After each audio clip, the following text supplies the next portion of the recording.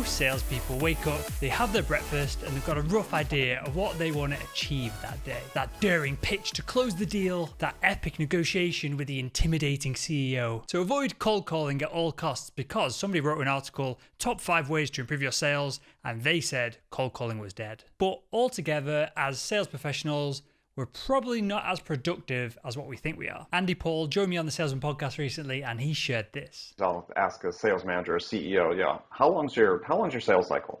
And they'll say, oh, it's 3 weeks, it's a month, or whatever. How many hours does it take?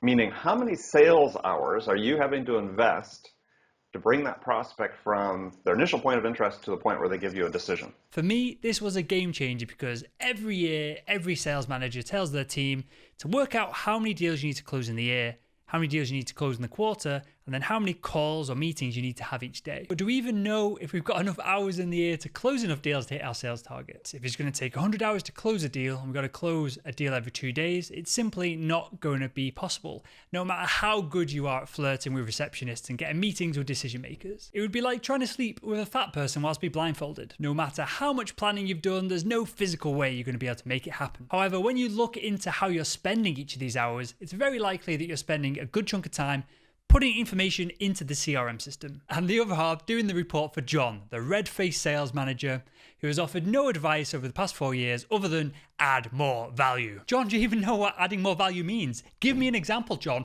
Give me an example. Asking us to close deals whilst demanding a weekly report is much like leaving the EU and then complaining that your pound doesn't get you many euros for your holiday in Greece when you voted to leave the EU. In another episode of the Salesman podcast, Chris Bailey summed up productivity perfectly. I think what it comes down to is intention. When you work intentionally and you achieve what you intended to do, I think you're perfectly productive. If they can automate a Tesla to drive itself, then why the heck am I inputting name, Barry Smith, communication, phone, response, told me to piss off. Next action, follow up in 3 weeks' time, into our CRM every 25 minutes. This clearly is not helping me move towards my intention of closing more deals today. Customer relationship management is one of those 3-word phrases that strikes fear into the heart of all salespeople.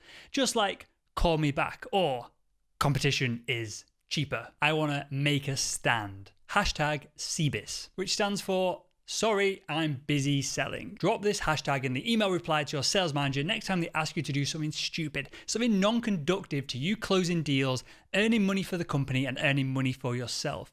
Do this and let's make the sales industry more productive.